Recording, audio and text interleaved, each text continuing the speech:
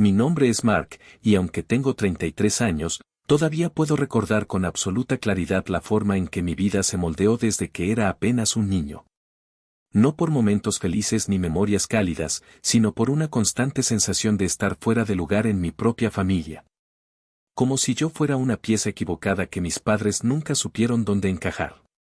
Mis padres, Linda y Robert, siempre habían sido personas reservadas, disciplinadas, cuidadosas con las apariencias y orgullosas de tener una familia normal. Pero nuestra familia estaba lejos de ser normal. Desde que tengo memoria, hubo una división silenciosa, una especie de favoritismo institucionalizado que nunca se discutía, pero se veía en cada detalle cotidiano. La diferencia entre cómo trataban a mi hermano Jason y cómo me trataban a mí no era sutil, no era accidental. Era una forma de vida. Jason es 2 años mayor que yo, y desde que nació, según palabras de mi madre, trajo luz a la casa. Era un bebé sonriente, carismático, vivaz. Las visitas lo adoraban, los vecinos lo celebraban, los maestros lo encontraban encantador. Jason creció escuchando halagos de todos lados, recibiendo atención por cada pequeño gesto que hacía. De niño, mi madre lo vestía como si fuera un pequeño modelo, combinando colores, peinándolo con gel, tomándole fotos a diario, registrando cada avance como si su vida fuera una colección de logros. Yo, en cambio, era el tranquilo, el independiente, el que no necesita nada. Eso decían cuando intentaban sonar amables. Otras veces simplemente no decían nada. Cuando yo nací, según me contó mi padre en un momento de honestidad accidental, ya estaban demasiado cansados y ya habían pasado por esa etapa con Jason. Mi llegada no trajo luz, ni emoción, ni celebraciones. Solo trabajo extra. Era un segundo hijo que consideraron suficiente para completar la foto familiar, pero nunca para invertir en él emocionalmente. Incluso mis primeras pertenencias reflejaban eso. Todo lo que usé durante los primeros 7 u 8 años de vida fueron cosas heredadas de Jason, su cuna, su ropa, sus juguetes, su bicicleta roja de la cual siempre faltaba la campanita. Las fotos familiares siempre me mostraban 1 año o 2 más tarde usando exactamente lo mismo que él había usado antes. No había nada mío. Nada que indicara que yo era una persona individual. Pero lo más doloroso no era lo material. Era la forma en que mis padres respondían a nosotros. Cuando Jason hacía un dibujo horrible, algo que parecía garabatos de un niño de 2 años, mi madre lo colgaba en el refrigerador y decía: «Eres un artista». Cuando yo dibujaba algo que me había tomado esfuerzo, me respondía sin mirar mucho: «Ah. ¿Lo recogiste todo después de usar los colores?». Cuando Jason jugaba fútbol y corría hacia la portería, aunque fallara 10 veces seguidas, mi padre gritaba desde la grada: «Vamos, hijo. Eres increíble». Cuando me tocaba jugar, mi padre ni siquiera se levantaba de la silla. Miraba su celular o conversaba con otros padres. Al final del partido, lo único que me decía era: «Bueno, por lo menos jugaste». Con el tiempo aprendí a no esperar nada. A no buscar atención. A no intentar impresionar a nadie. Porque cuando uno vive constantemente a la sombra de un hijo idealizado, uno entiende que su rol es simplemente estar ahí, no destacar, no molestar, no exigir nada. Jason podía hacer lo que quisiera. Si rompía un juguete, le compraban otro. Si sacaba malas notas, decían que los profesores no entendían su creatividad. Si era grosero con otros niños, mi madre lo defendía diciendo que tenía una personalidad fuerte. Pero si yo cometía el más mínimo error, era causa de una discusión. Recuerdo una vez, cuando tenía 8 años. Estábamos en la sala y Jason, jugando, empujó sin querer un florero que mi madre adoraba. El florero cayó y se rompió en trozos. Mi madre corrió hacia él y le dijo: «Tranquilo, cariño, fue un accidente». Luego se giró hacia mí y dijo: «¿Por qué no estabas pendiente de tu hermano?». Ahí entendí que en esa casa, la culpa siempre me pertenecería, sin importar lo que pasara. No fue un solo incidente. Fueron cientos. Cientos de momentos que construyeron una realidad innegable. Jason era el hijo perfecto y yo era el hijo funcional, el hijo silencioso, el hijo que debía servir como amortiguador para todo lo que Jason no hacía bien. Con el tiempo, mis padres empezaron a confiar en mí no por amor, sino por conveniencia. Sabían que yo no protestaba, que cumplía, que hacía las cosas bien. Y así empezó un patrón que definiría el resto de mi vida. Yo me convertí en el responsable, el que sostenía la casa, el que actuaba como adulto antes de tiempo. Mientras Jason se volvía la carga más grande, yo me convertía en el soporte invisible que todos daban por sentado. La adolescencia no mejoró nada. De hecho, la desigualdad entre Jason y yo se volvió más evidente a medida que crecíamos. Jason seguía siendo el centro de atención, pero ahora, con 15 y 17 años, ya no solo era el favorito. Ahora era el que había que rescatar constantemente, y yo era el que debía sostenerlo. Jason era el típico chico que tenía talento para meterse en problemas, pero no para salir de ellos. En la escuela, acumulaba reportes por llegar tarde, saltarse clases, copiar tareas o hablarle mal a los profesores. Mis padres jamás lo regañaban, siempre había una excusa. Jason está estresado. Jason está pasando por una etapa. Jason tiene demasiada presión. Yo, en cambio, era el que mantenía las notas altas, el que hacía tareas sin que nadie lo pidiera, el que llegaba puntual, el que nunca tuvo un solo problema disciplinario. Mis padres jamás asistieron a mis reuniones escolares. Cuando gané un reconocimiento por mi rendimiento, ni siquiera se presentaron a la ceremonia. Mi madre dijo que estarían cansados después del trabajo. Pero para las reuniones de Jason, faltaban al trabajo sin pensarlo dos veces. Cuando Jason consiguió su primera novia, mis padres le compraron ropa nueva, perfumes caros y hasta le dieron dinero para invitarla a cenar. A mí me dijeron: cuando tengas novia, tú verás cómo la invitas. Tú eres más independiente, Mark. Esa palabra, independiente, la usaban como elogio, pero en realidad era una forma elegante de decir: no vamos a hacer nada por ti. Para cuando tenía 16 años, ya me habían convertido en el asistente doméstico sin sueldo. Lavaba los platos, sacaba la basura, hacía mis tareas, cuidaba a Jason cuando llegaba borracho de alguna fiesta a escondidas, ordenaba el garaje y pagaba las cuentas pequeñas porque mis padres no entendían bien eso del Internet. Fue precisamente por eso que poco a poco me convertí en una especie de administrador de la casa. Mi padre tenía un miedo irracional a la tecnología. Mi madre era olvidadiza con las fechas de pago. Jason jamás se preocupaba por nada que no fuera él mismo. Todo empezó con algo simple. Una vez, mi madre olvidó pagar la electricidad y la compañía envió una notificación de corte. Mi madre entró en pánico porque no sabía cómo solucionarlo. Me pidió que la ayudara. Yo tenía 17. Entré a la página, creé una cuenta con el número de cliente, pagué con su tarjeta y resolví el problema en 5 minutos. Desde ese día, mi madre me dijo: eres tan responsable, ¿por qué no te encargas tú de esto? Así que lo hice.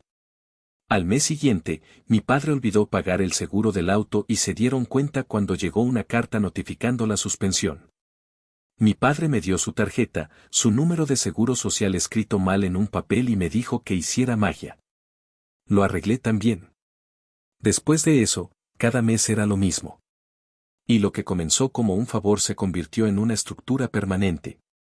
A los 18 años, yo manejaba electricidad, agua, internet, seguro del auto, seguro médico básico, gastos de suscripción. Para cuando cumplí 20, manejaba absolutamente todo. Mi padre no sabía ni su propia contraseña bancaria. Mi madre no entendía cómo leer un estado de cuenta. Jason seguía sin aportar nada. De hecho, Jason empeoró. Empezó a trabajar en restaurantes, tiendas, trabajos temporales, no duraba más de un mes en ninguno.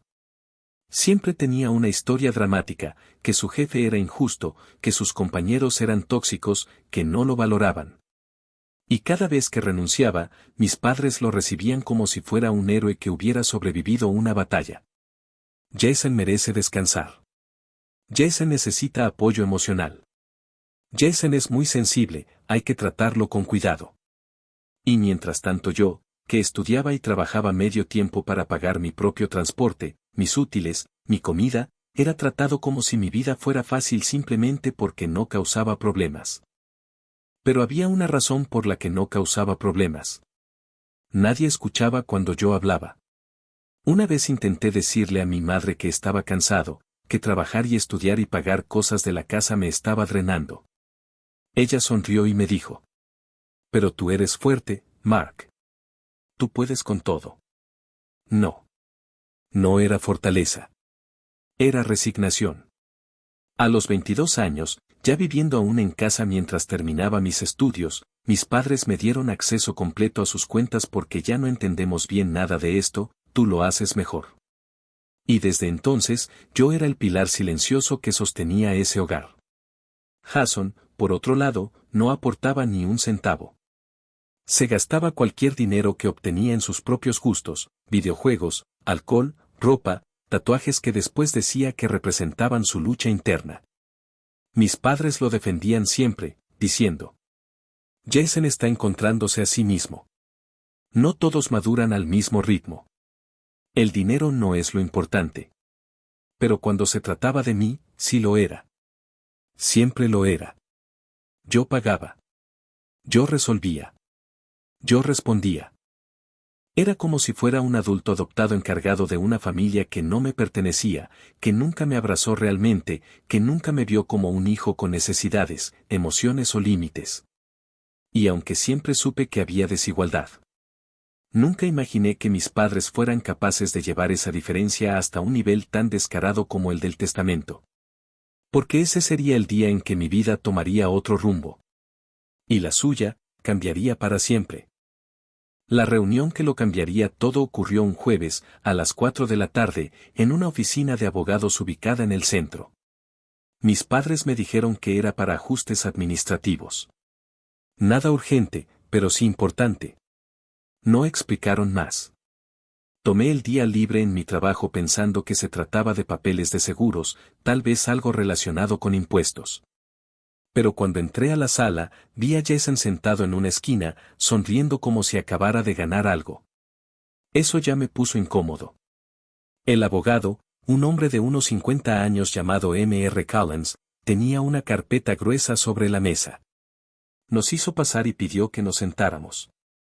Comenzó con un discurso aburrido sobre actualizaciones legales, documentación previa, disposiciones familiares. Yo ni siquiera sospechaba lo que venía. Hasta que abrió la carpeta y dijo con tono formal: «Bien, pasemos a las actualizaciones del testamento de los señores Thompson». Mis padres asintieron con orgullo. Jason se acomodó en la silla con una sonrisa victoriosa. Yo sentí un ligero malestar en el estómago. El abogado continuó. Según las modificaciones más recientes. La propiedad principal. La casa familiar. Los ahorros. El fondo de inversiones. El seguro de vida conjunto. Y los bienes de valor emocional. Serán heredados completamente por su hijo mayor, Jason. Un silencio frío cayó sobre la sala. Mi respiración se detuvo unos segundos. Esperé que el abogado dijera algo más. Una cláusula. Un reparto parcial. Un excepto. Una a ambos hijos. Pero no dijo nada. No había nada para mí. Mis padres no dijeron nada tampoco. Solo me miraron con esa expresión neutra que siempre usaban cuando yo importaba poco. Entonces hablé. ¿Todo? ¿En serio, absolutamente todo? Mi madre cruzó las manos y respondió con un tono dulce que me irritó profundamente. Mark, tú eres independiente. Siempre lo has sido. Sabemos que puedes cuidarte solo. Mi padre agregó. Jason necesita estabilidad, tú sabes cómo es él. Jason sonreía. Ni siquiera trataba de ocultarlo. Y en ese momento, algo dentro de mí se apagó para siempre. Era como si todo lo que había cargado durante años, toda la responsabilidad, toda la ayuda, todo el esfuerzo silencioso, hubiera sido completamente ignorado. No valía nada para ellos. Nada. Y mientras el abogado seguía leyendo como si fuera un trámite cualquiera. Yo estaba planeando, sin saberlo, el principio del fin de esa familia. Salí de la oficina sin discutir. No levanté la voz, no hice un escándalo, no lloré. Mientras mis padres hablaban del almuerzo y Jason hacía chistes como si todo fuera normal, yo iba procesando otra cosa. No les debía nada. Nunca les debí nada. Esa fue la primera vez en mi vida que lo entendí con absoluta claridad. Llegué a casa esa noche y revisé cada cuenta que administraba. La hipoteca estaba en mi lista de pagos automáticos. El seguro del auto también. El seguro médico dependía de mis recordatorios mensuales. El agua, la electricidad, el internet, las suscripciones. Todo estaba bajo mi control. Mis padres no sabían ni dónde estaban los documentos importantes. Mi padre no recordaba sus claves bancarias. Mi madre no sabía cómo actualizar un método de pago. Jason ni siquiera sabía leer un contrato. Yo podía desaparecer de ese sistema sin hacer nada ilegal, sin mover un centavo, sin tocar lo que no era mío. Solo tenía que dejar de ser su sostén. No necesitaba venganza. No necesitaba destruir nada manualmente. Simplemente tenía que retirarme.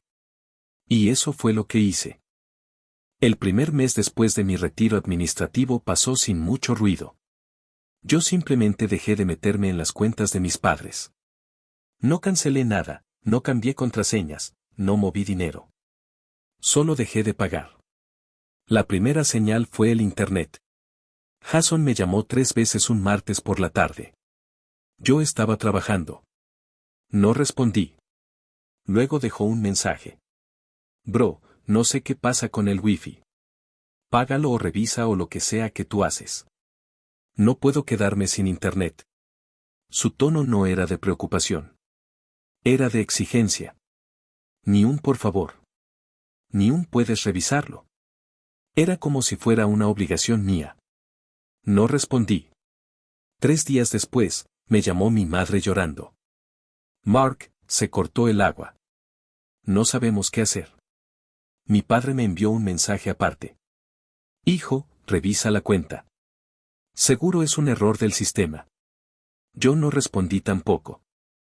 Ellos empezaron a llamar a la compañía, pero sin saber su propia información, sin entender cómo funcionaba el pago automático, sin poder validar identidad, no conseguían nada. A las 2 semanas, llegó el turno de la luz. Primero avisos. Luego el corte. Jason volvió a llamarme, esta vez gritando. ¿Qué demonios te pasa? Arregla esto. ¿O quieres que nos jodamos todos? No respondí. Ese mismo día, mis padres dejaron 9 mensajes combinados entre ambos. Lo único que escribí fue: no puedo ayudarles. Manejen sus responsabilidades. No volví a contestar después de eso. Historia completa, parte 6. El verdadero derrumbe. Las cosas empezaron a ponerse realmente graves cuando el seguro médico fue suspendido. Mis padres, ya mayores, dependían de él. Pero el pago nunca se hizo. Luego llegó la notificación de la hipoteca. 3 meses sin depósito. Cargos adicionales. Intereses. Advertencias. Mi madre me envió una foto del sobre, con un mensaje que decía: Mark, debemos hablar. Yo lo vi. Y seguí con mi día. Jason, por su parte, entró en un estado de crisis patético. Se mudó temporalmente con una novia, pero ella lo echó cuando se dio cuenta de que él no contribuía en nada. Volvió a la casa de mis padres justo cuando el banco les envió la segunda carta, pago atrasado severo. Mi padre intentó hablar con el banco, pero como nunca había manejado sus propias cuentas, no recordaba respuestas de seguridad, números ni datos de verificación. Lo trataron como un desconocido. La electricidad llevaba 2 semanas cortada. El agua también. Jason dormía en el auto porque la casa era un horno en verano sin aire acondicionado. Pero como tampoco tenía seguro vigente, dejar el auto fuera de casa era arriesgado. A los pocos días, el auto recibió una multa por estar estacionado en un lugar prohibido durante la noche. No tenían dinero para pagarla. Cada día era una pieza más cayéndose. La casa se deterioraba. La comida se echaba a perder sin refrigerador. Jason empezó a ducharse en casa de conocidos. Mis padres usaban velas por la noche. Y lo más irónico. Todo ese caos era provocado simplemente por mi ausencia. No les hice nada. No toqué nada. No dañé nada. Solo dejé de sostenerlos. El cuarto mes sin pagos fue el definitivo. El banco mandó una orden de ejecución hipotecaria. La casa iba a ser tomada si no se hacía al menos un pago parcial grande. No podían pagarlo. Jason no trabajaba. Mi padre ya no podía conseguir empleo. Mi madre había renunciado años antes para apoyar a Jason emocionalmente cuando él tuvo otra de sus crisis. Así que, sin más opciones, la casa fue puesta en venta forzada. Vendieron la casa por debajo de su valor real solo para pagar deudas acumuladas. Perdieron casi todo. Los ahorros se habían drenado en intereses y pagos atrasados. Para cuando se mudaron, se llevaron consigo unas pocas cajas, ropa vieja y algunos objetos sentimentales. Jason lloró el día que sacaron sus cosas del cuarto. Pero no lloraba por la casa. Lloraba porque había perdido el lugar donde lo trataban como rey. Se mudaron a un pequeño departamento en un vecindario barato. Sin lujos. Sin espacio. Sin privacidad. Sin nada que se pareciera a la vida cómoda que habían tenido gracias a mí. Ahí comenzó la parte más amarga de todo. Empezaron a culparse entre ellos. Mi padre culpaba a mi madre. Debiste estar al pendiente. Nunca revisas nada. Mi madre culpaba a Jason. Si al menos trabajaras un poco. Jason culpaba a todos. Esto no es mi culpa. Mark nos saboteó. Él debía pagar esas cosas. Pero lo que jamás hicieron fue mirarse al espejo y decir: nosotros lo causamos. Pasó casi un año antes de que intentaran acercarse a mí otra vez. Fue un sábado por la mañana. Yo estaba en mi apartamento, terminando de preparar café, cuando tocaron la puerta. Abrí. Y ahí estaban mis padres. Habían envejecido al menos 10 años. El estrés, la pérdida, la precariedad, todo estaba marcado en sus caras. Jason también estaba. Ya no tenía la misma arrogancia, pero sí un resentimiento profundo, como si yo hubiera sido el villano. Mi madre habló primero. Mark, necesitamos hablar contigo. Por favor. Su voz era suave, cansada. Pero no sonaba a amor. Sonaba a necesidad. Mi padre trató de mantener la calma, pero sus ojos estaban rojos. Hijo, sabemos que cometimos errores. Queremos arreglar las cosas. Jason, detrás de ellos, murmuró. Sí, bro, volvamos a ser una familia. Lo dijo sin credibilidad. Como si fuera una línea obligada. Yo los observé un momento. Silencio. Frialdad. Memorias de años enteros donde yo siempre había sido la última opción. Les respondí con la misma serenidad con la que había tomado mi decisión meses antes. No quiero retomar nada con ustedes. Y no puedo ayudarlos. Mi madre empezó a llorar. Mi padre intentó argumentar. Jason empezó a levantar la voz. Yo simplemente dije: se acabó. Cuídense. Y cerré la puerta. No hubo gritos, ni drama, ni escenas de película. Solo la puerta cerrándose. Y pasos alejándose por el pasillo. No los volví a ver. No respondí a mensajes. No contesté llamadas. No les di espacio para volver a entrar a mi vida. Mi vida ahora es tranquila. Trabajo, pago mis propias cuentas, tengo mi propio espacio, mis propias prioridades. No tengo el peso de 3 personas que nunca me trataron como hijo. No cargo con culpas que no eran mías. No sostengo una casa que nunca me sostuvo. A veces la gente me pregunta si no me arrepiento. Si no extraño tener familia. Si no quiero sanar con ellos. La respuesta es simple. No puedes sanar lo que nunca fue tuyo. No puedes reconstruir algo que en realidad nunca existió. Mis padres viven ahora en un modesto departamento. Jason sigue buscando trabajos que abandona al mes.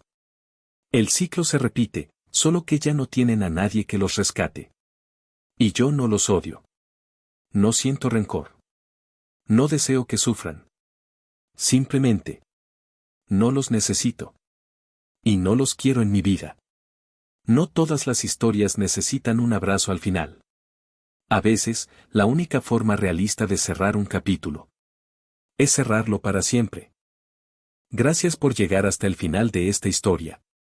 Si te gustó y quieres escuchar más relatos intensos, te invito a suscribirte al canal y activar la campana para no perderte las próximas crónicas. Tu apoyo significa mucho y ayuda a que este proyecto siga creciendo. Nos vemos en el próximo video.